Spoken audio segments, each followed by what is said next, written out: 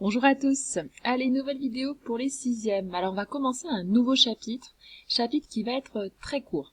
C'est-à-dire que là on va travailler sur les pourcentages. Alors les pourcentages, qu'est-ce que c'est? On parle de pourcentage en particulier lorsqu'on va faire les soldes par exemple. On va avoir une remise de 25% par exemple sur un article. C'est là où on entend le plus parler des pourcentages. Ou alors dans tout ce qui est études statistiques, lorsqu'on va faire un sondage par exemple. Voilà. Donc, qu'est-ce que c'est qu'un pourcentage? Cette petite introduction que je vous ai marquée, je vous ai dit par exemple que 90% des enfants aiment les gâteaux. Ça veut dire quoi? Ça veut dire que sur 100 enfants, il y en a 90 qui vont aimer les gâteaux. C'est un rapport de proportionnalité qu'on va donner donc sur 100. Donc, on va le lire donc 90%, et on peut également l'écrire sous forme de fraction. Et on va avoir besoin justement de l'écrire sous forme de fraction pour pouvoir faire des calculs avec les pourcentages. Et on peut l'écrire donc 90 sur 100. Donc là, on va pouvoir l'écrire comme ça pour pouvoir simplifier nos calculs. Alors dans ce chapitre, vous allez pouvoir avoir le droit d'utiliser la calculatrice sans aucun problème. Vous pourrez toujours continuer à vous entraîner avec en posant les opérations, mais là vraiment, je vous conseille aussi de travailler avec votre calculatrice pour que vous ayez justement l'habitude de l'utiliser, en particulier donc en 4e, 3e, vous allez beaucoup utiliser pour ce style de chapitre. Donc on va continuer un petit peu à faire un lien entre la proportionnalité et les fractions finalement dans ce chapitre. Alors, qu'est-ce qu'on va faire? Le premier style de question qu'on peut vous demander, c'est de trouver le pourcentage, de le calculer. Je vous donne donc ce petit exemple. Dans une classe de 25 élèves, il y a 12 filles. Et on vous demande donc le pourcentage de filles dans la classe. Ça veut dire quoi? Je me dis que là, j'ai 12 filles alors que j'ai 25 élèves au total dans ma classe. Je me pose la question, si j'avais 100 élèves dans ma classe, combien j'aurais de filles avec donc la même proportion? Donc là, on a bien la proportionnalité ici. Alors, deux choix possibles pour pouvoir faire l'exercice.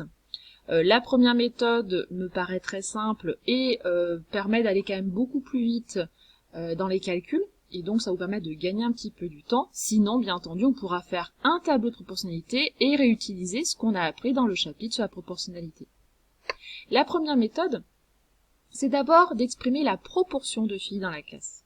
On a en tout donc 25 élèves et j'ai 12 filles sur les 25 élèves. C'est quelque chose qu'on va dire très facilement à l'oral déjà, ce 12 sur 25. Et en maths, ce 12 sur 25, ça va être tout simplement la fraction 12 divisé par 25. Pour l'avoir en pourcentage, il nous suffit de multiplier donc cette fraction par 100. Voilà, pour 100, pourcentage, on multiplie par 100. Et ce calcul-là, vous pouvez bien entendu le poser, mais vous pouvez le faire directement à la calculatrice. Pour ceux qui n'auraient pas une calculatrice collège avec justement la fonction fraction, vous pouvez tout simplement faire 12 divisé par 25 fois 100. C'est-à-dire utiliser la touche diviser de votre calculatrice au lieu d'utiliser la fraction. Ça marche tout aussi bien, on sait bien que la fraction c'est aussi la notation pour le quotient. Donc quand vous allez calculer 12 divisé par 25 fois 100, vous allez obtenir 48.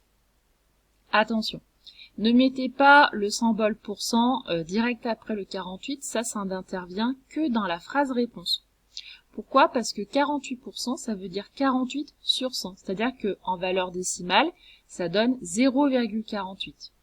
Donc le pourcentage, vous le mettez dans la petite phrase réponse juste après. Il y a donc 48% de filles dans la classe. Donc là, il suffit de marquer votre calcul et la phrase réponse pour avoir tous les points dans ce style d'exercice. Si vous avez un petit peu du mal avec ce calcul, que vous ne savez pas trop d'où il sort, vous pouvez tout à fait faire un tableau de proportionnalité. C'est-à-dire que vous allez faire donc une ligne pour le nombre de filles, le nombre qui va nous intéresser ici, et toujours une ligne pour le total. Donc ici, c'est le nombre d'élèves total. Donc j'ai 12 filles sur 25 élèves, et trouver le pourcentage, c'est chercher pour un total de 100. Donc le 100 va toujours être dans le total. Et ensuite, pour pouvoir compléter justement notre tableau de proportionnalité, on a plusieurs choix qui s'offrent à nous.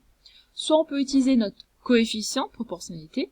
Donc là, je vous ai mis la flèche pour aller de bas en haut. Pour trouver notre coefficient, je divise le nombre du haut par celui du bas, c'est-à-dire que je vais faire 12 divisé par 25, ce qui me donne mon coefficient de proportionnalité. Ça, c'est ma première méthode. Deuxième méthode, je sais que certains l'utilisent déjà beaucoup, c'est ce qu'on appelle le produit en croix, qui n'est pas vraiment au programme de sixième, mais qu'on peut tout à fait utiliser, vu qu'à partir de la quatrième, c'est ce que vous allez utiliser le plus souvent. C'est-à-dire qu'on multiplie les deux nombres que l'on connaît en diagonale et on divise par le troisième nombre. Donc je vais faire 12 fois 100 divisé par 25. Dernière méthode, ici on pouvait remarquer, c'était un cas particulier, que c'était plus simple de passer d'une colonne à l'autre. C'est-à-dire que pour passer de 25 à 100, c'est tout simplement x 4. 4 fois 25, ça donne 100. Et 4 fois 12, j'obtiens 48. Finalement, cette méthode-là nous permet justement de répondre de tête à la question. Donc voilà, vous pouvez faire un tableau de proportionnalité. Ce n'est pas une obligation. Ce qui est important par contre, c'est de marquer votre calcul, de montrer quelle méthode vous avez utilisée. Toutes se valent, il n'y a aucun souci, mais il faut marquer laquelle vous avez utilisée. Donc soit on vous demande de trouver le pourcentage, soit on va vous demander d'appliquer un pourcentage. Donc on arrive à la deuxième partie du cours. Appliquer un pourcentage, on va souvent avoir besoin de faire ça, justement, lorsqu'on a des réductions, une remise de 20%, comme ici dans cet exemple.